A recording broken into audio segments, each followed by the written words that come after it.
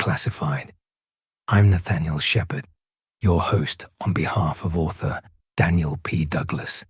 In this series, we reveal real Cold War secrets and excavate the classified details your government hoped you'd never discover. And here we go. Operation Often, when the CIA investigated demonic possession for operational advantages. It was 1968, and while America tore itself apart over Vietnam and watched cities burn, a small team at CIA headquarters in Langley was having a very different conversation. They weren't discussing communist infiltration or nuclear deterrence. They were seriously, soberly, with full bureaucratic gravitas, discussing whether demonic forces could be harnessed for intelligence operations. They called it Operation Often, because apparently even satanic research needed a bland government acronym. This wasn't some rogue operation by religious fanatics who'd infiltrated the agency. This was an official CIA program with a budget, a staff, and a paper trail.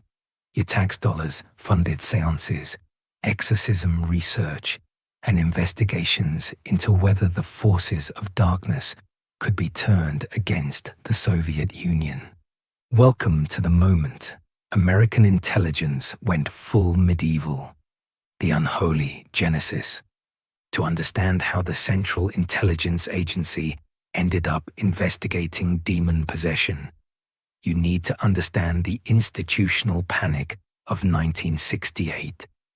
The Tet Offensive had just shattered American confidence in Vietnam. The Soviets were developing psychic research programs, and the CIA had already spent 15 years and millions of dollars on MKUltra, trying to control minds through drugs, only to discover that LSD mostly just made people see colors and question reality. Enter Dr. Sidney Gottlieb, the CIA's black sorcerer, who ran the mind control program MKUltra and its even darker offspring. Gottlieb, a chemist who tried to assassinate Castro with poisoned cigars, more on Gottlieb's assassination buffet in a future piece, had exhausted conventional approaches to mind control. Drugs didn't work reliably. Hypnosis had limits. Torture just made people say whatever stopped the pain. But what if there were other options? The initial documentation for Operation Often remains largely classified, but what's been released reveals an agency desperate enough to try anything. A 1969 memo discusses anomalous mental phenomena and non-traditional information gathering methods. That's bureaucraties for maybe demons are real and we can use them. The consultants from hell, literally. The CIA didn't just dive into demonology blind. They hired experts, and by experts, I mean they put occultists and Satanists on the federal payroll. The program's primary consultants included Sybil Leek, Britain's most famous witch, author of 60 books on the occult. The CIA flew her to Washington, put her up in a nice hotel, and asked her professional opinion on weaponizing witchcraft. Your tax dollars paid for a witch to teach spies about hexes. Anton LaVey, founder of the Church of Satan, author of the Satanic Bible. While the CIA won't confirm direct payment, declassified documents show agents attended his services and studied his techniques for psychological manipulation through ritualistic practices. Various Catholic exorcists. The agency reached out to the Vatican through back channels, seeking priests experienced in demonic possession. They wanted to know if possession was real. Could it be induced? Could it be directed? The beautiful folly of this.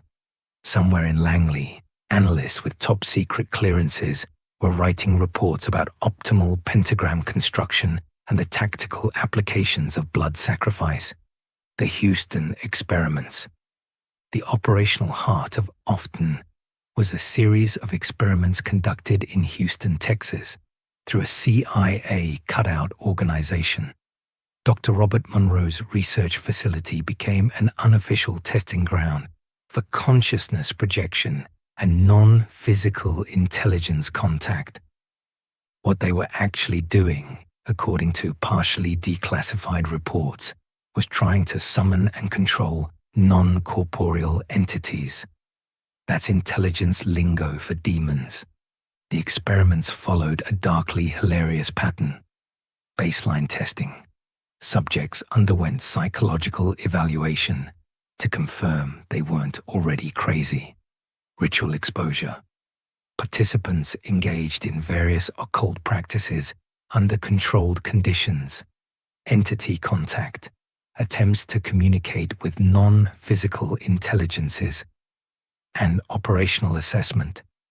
Could any contact be directed toward intelligence gathering? The results were exactly what you'd expect from trying to summon demons in a government facility. Nothing useful happened, but plenty of people had psychological breakdowns.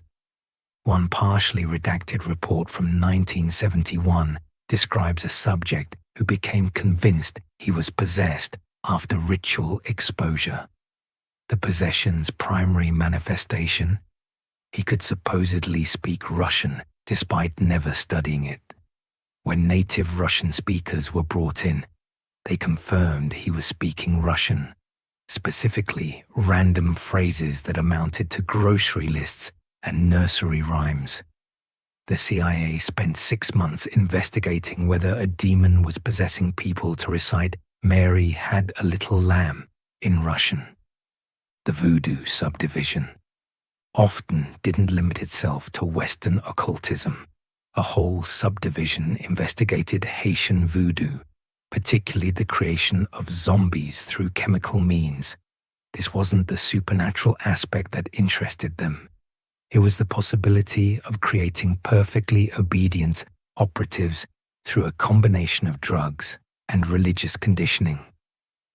CIA operatives were dispatched to Haiti to study with Honguns, voodoo priests. They took detailed notes on ritual procedures, chemical preparations, and the social dynamics of possession ceremonies. One agent's report, released through FOIA with heavy redactions, describes attending a ceremony where participants became possessed by spirits and demonstrated anomalous physical capabilities. The agent soberly noted that the possessed individuals showed enhanced strength and apparent immunity to pain. What the report doesn't mention, but what any reasonable person would conclude, is that people hopped up on ritual drugs and religious ecstasy tend to act weird.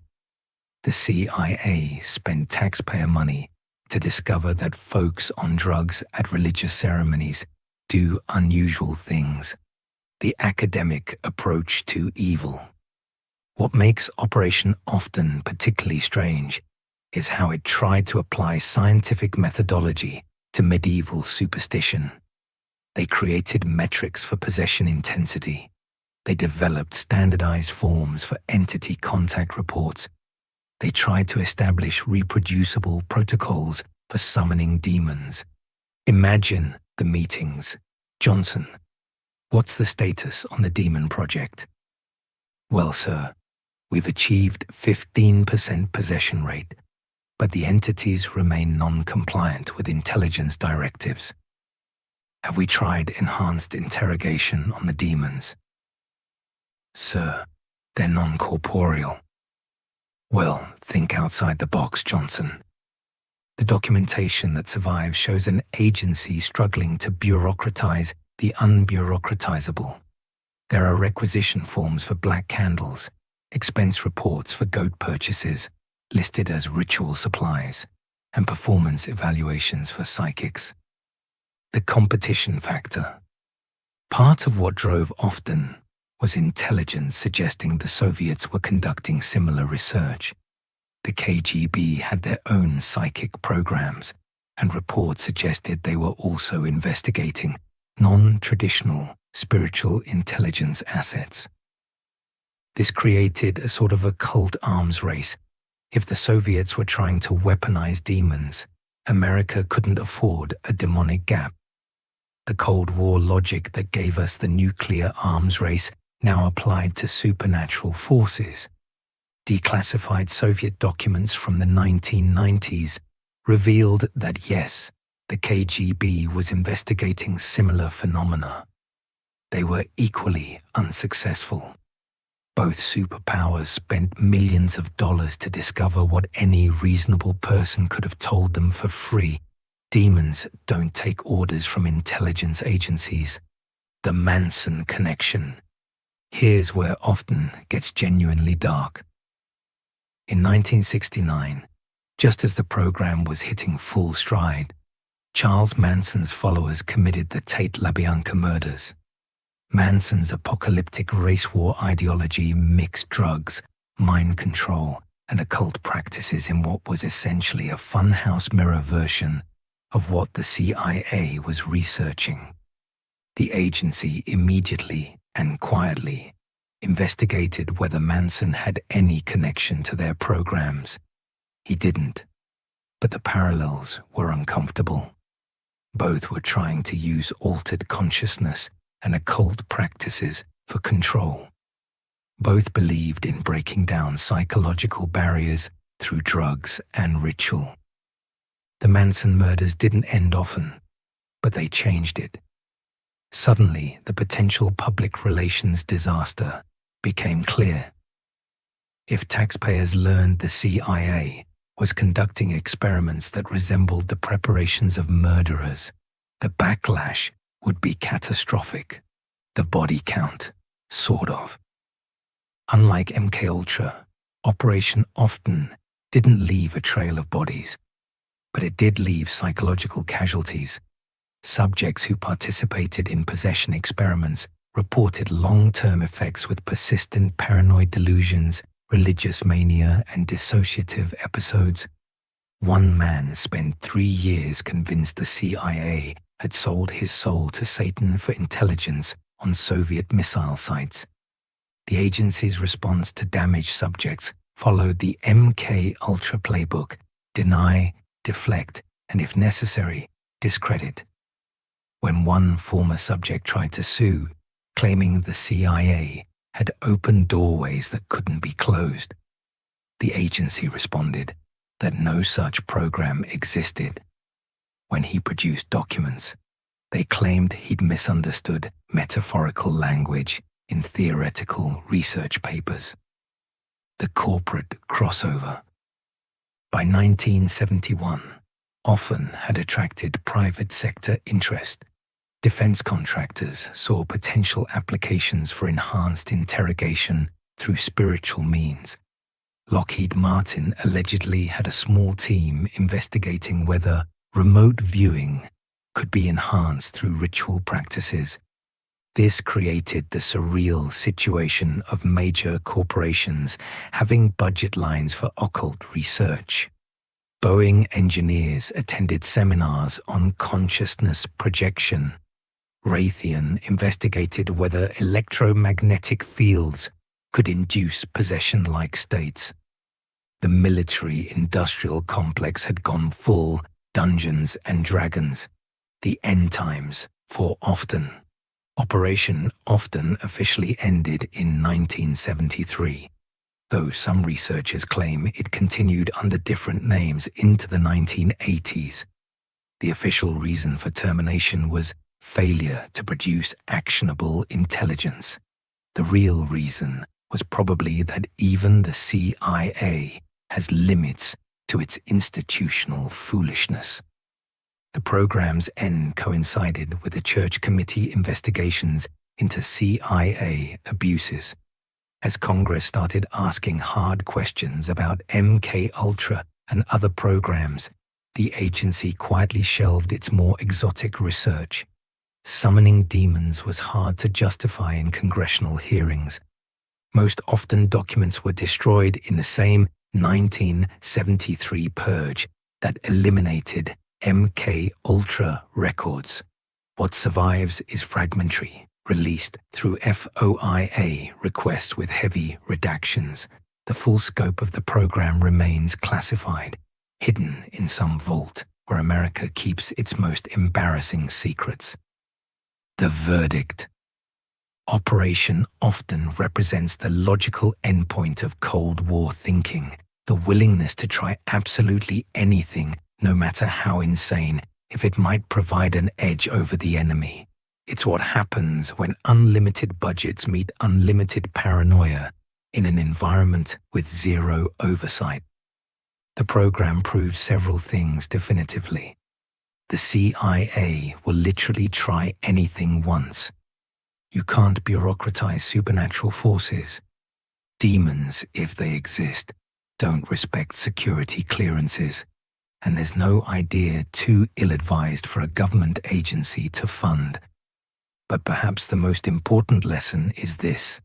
When institutions become convinced that winning is more important than sanity, they'll eagerly dive into madness. They'll hire witches, study with Satanists, and try to weaponize hell itself.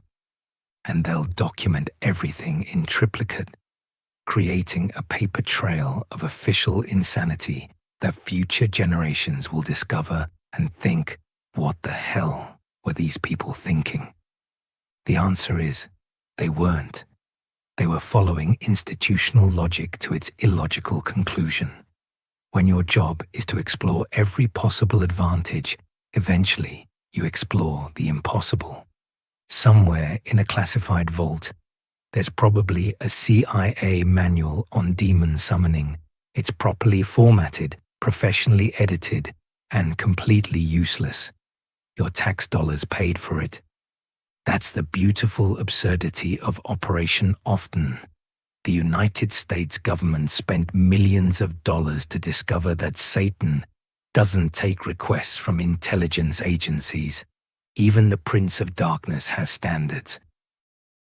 And there it is, another documented descent into the declassified, filed properly, stamped accordingly, and revealed at last.